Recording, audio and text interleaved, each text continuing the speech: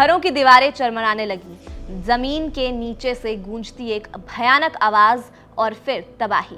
Myanmar में शुक्रवार यानी 28 मार्च को आए विनाशकारी भूकंप की चोट अभी हरी ही थी कि रविवार यानी आज 30 मार्च को फिर धरती दहाड़ उठी। 5.1 तीव्रता के नए झटके ने दहशत को और गहरा कर दिया। लोग डर से घरों से बाहर भागे, सड़कों पर अफरा तफरी मच गई। किसी की आंखों में डर था तो किसी की गोद में अपनों की टूटी सांसें। चारों ओर बस तबाही के निशान थे। क्या ये कुदरत का प्रकोप है या कोई अनसुना खतरा? म्यांमार में एक बार फिर कांप उठी धरती। भूकंप के लगातार झटकों से दहशत, मरने वालों की संख्या 1600 के पार पहुंच चुकी है। म्यांमार में कुदरत का कहर थमने का नाम नहीं ले रहा है। शुक्रवार यानी 28 मार्च को आए 7.7 तीव्रता के विनाशकारी भूकंप के बाद रविवार को फिर से जमीन हिल उठी। मांडले शहर के पास 5.1 तीव्रता के झटके महसूस किए गए। लोग अभी शुक्रवार की तबाही से उभरे नहीं थे कि फिर धरती हिलने लगी। घबराए लोग घरों से बाहर भागे, सड़कों पर अफरा तफरी मच गई। हर तरफ तबाही। 3,400 लोग लापता हो चुके हैं। शुक्रवार के भूकंप ने पूरे म्यांमार को हिलाकर रख दिया था। कई इमारतें मलबे में तब्दील हो गई। सैकड़ों लोग जमींदोज हो गए। अभी तक 1600 से ज्यादा लोगों की मौत की पुष्टि हो चुकी है, लेकिन डर है कि यह आंकड़ा अब और बढ़ सकता है। 3,400 से ज्यादा लोग अभी भी लापता हैं। बचाव दल लगातार खोजबीन कर रहे हैं, लेकिन मलबे के नीचे दबे लोगों को निकालना मुश्किल हो रहा है। लगातार झटके, दहशत में लोग। भूकंप का सिलसिला रुक नहीं रहा है। शुक्रवार के बाद शनिवार तक 6.4 तीव्रता समेत 5 और झटके महसूस किए गए और अब रविवार को फिर 5.1 तीव्रता का भूकंप आया है।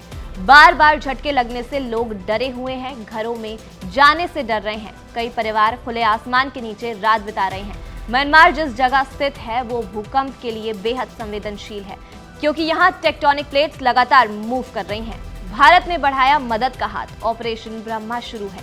म्यांमार की इस तबाही में भारत उनके साथ खड़ा है। भारत सरकार ने ऑपरेशन ब्रह्मा लॉन्च किया है, जिसके तहत 40 टन राहत सामग्री लेकर INS सतपुड़ा और INS सावित्री म्यांमार रवाना हो चुके हैं। इसके अलावा 80 सदस्य NDRF की टीम भी बचाव कार्य में मदद के लिए भेजी गई है।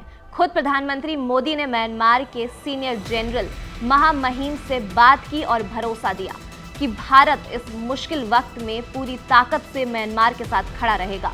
जब धरती के अंदर मौजूद टेक्टोनिक प्लेट्स एक दूसरे से टकराती हैं या फिर किसी जगह फंस जाती हैं तो उनमें भारी दबाव बनता है।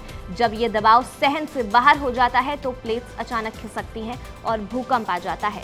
म्यांमार का इलाका सैगिंग प्लेट पर स्थित है, जहां इंडिया प्लेट और सुंदा प्लेट एक दूसरे से टकरा रही हैं, इसलिए यहां बार बार भूकंप आ रहा है। अब सवाल ये है कि क्या म्यांमार को और बड़े झटके झेलने पड़ेंगे? क्या यहाँ की जनता फिर से सामान्य जिंदगी जी पाएगी? वक्त ही बताएगा, लेकिन इस वक्त हर किसी के दिल में सिर्फ डर और दहशत है।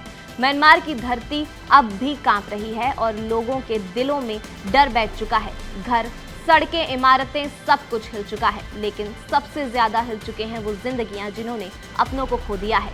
हर झटके के साथ एक ही सवाल है कि कब रुकेंगे ये भूकंप के झटके?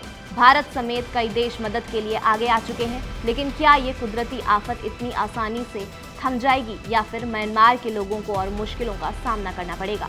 इस खबर पर आपकी क्या राय है, हमें कमेंट सेक्शन में जरूर बताएं। मेरा नाम है खुशी सक्सेना और देखते रहिए ABP लाइव।